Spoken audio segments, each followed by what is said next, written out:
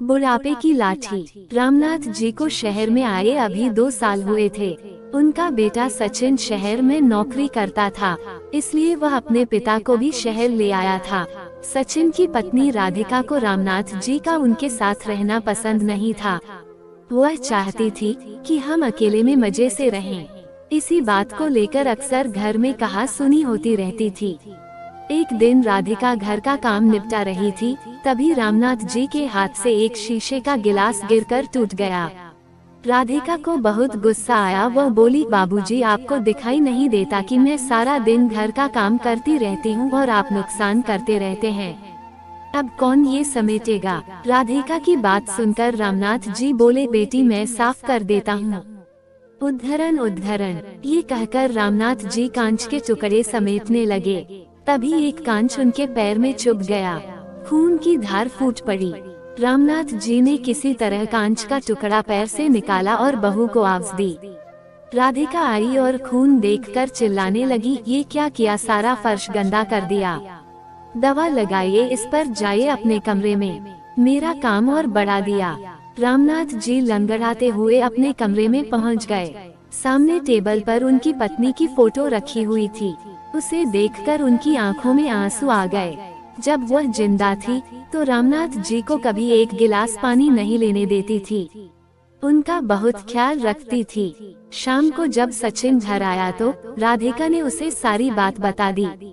सचिन पापा के कमरे में गया और बोला, पापा, मुझे लगता है आपको यहाँ लाना ही नहीं चाहिए था।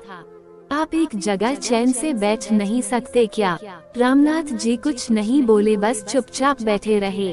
कुछ देर बड़बड़ाकर सचिन बाहर चला गया। रामनाथ जी कहीं अतीत में खो गए। जब सचिन पैदा हुआ था, उन्होंने पूरे गांव को दावत दी थी। उनकी पत्नी यशोदा ने बहुत लाड़ प्यार से सचिन को पाला। सचिन जब थोड़ा बड़ा हुआ तो रामनाथ जी उसे अपनी साइकिल पर बैठाकर स्कूल छोड़ने जाते थे। गांव से दूर बड़े से स्कूल में उसका दाखिला करवाया था। दोपहर को खेत में काम करते करते हमेशा घड़ी देखते रहते थे। जैसे ही सचिन की छुट्टी का समय होता, उससे पहले ही स्कूल के गेट पर पहुंच जाते थे।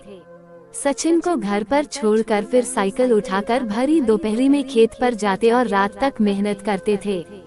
सचिन जब 5वीं 8वीं क्लास में आया तो एक दिन अपने पिता से बोला, पिताजी, आप मुझे स्कूल छोड़ने मत जाया करो। मेरे सारे दोस्त मजाक उड़ाते हैं। आप मुझे एक साइकिल दिलवा दो।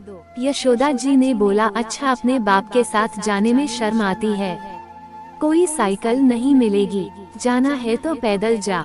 रामनाथ जी ने सचिन की बात को समझकर उसे साइकिल दिलवा दी। धीरे धीरे वह पढ़ लिख गया और शहर जाकर नौकरी करने लगा।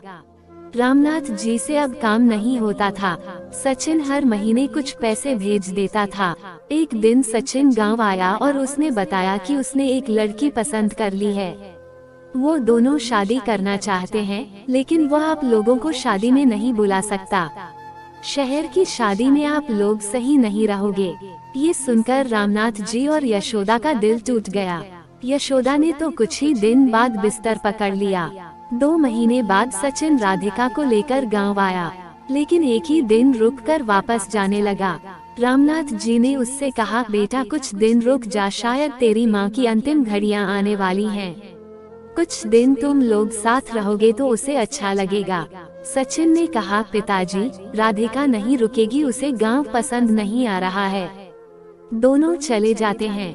कुछ दिन बाद यशोदा जी अपने बेटे को याद करते करते दम तोड़ देती हैं। उस समय सचिन और राधिका दोनों 13वीं तक रुके थे।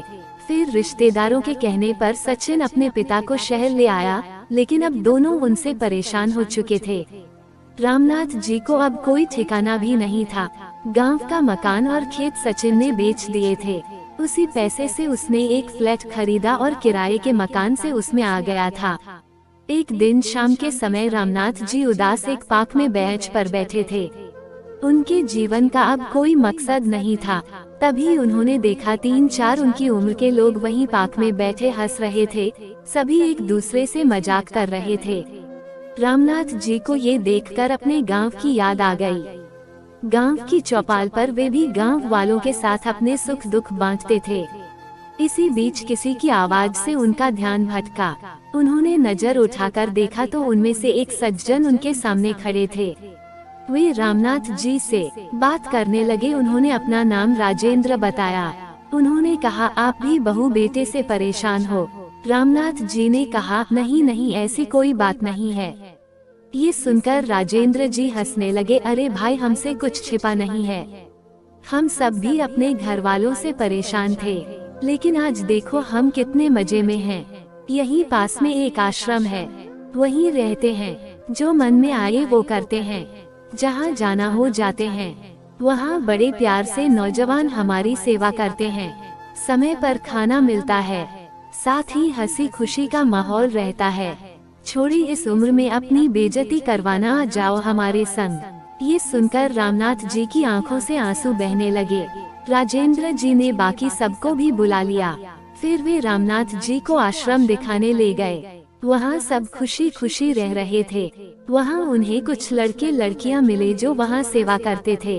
उन्होंने बहुत प्यार से रामनाथ जी की सारी बात सुनी और उनसे कहा, दादाजी आप हमारे आश्रम में आ जाइए, यहाँ हम आपकी इतनी सेवा करेंगे कि आप अपना दर्द भूल जाएंगे। रामनाथ जी के लिए ये सब बिल्कुल अलग था। गांव में तो ऐसा कुछ नहीं था। अगले दिन वे अपना सामान लेकर घर से चल दिए। उन्होंने सचिन और राधिका को कुछ नहीं बताया और आश्रम पहुंच गए। वहां जाते ही उनका स्वागत हुआ। अब वे वहीं रहते हैं। वहां उन्हें बहुत आदर सम्मान के साथ नाश्ता, खाना और पैसे भी मिलते थे। अब वे भी उस ग्रुप का हिस्सा थे जहां केवल खुशियां बांटी जाती थीं।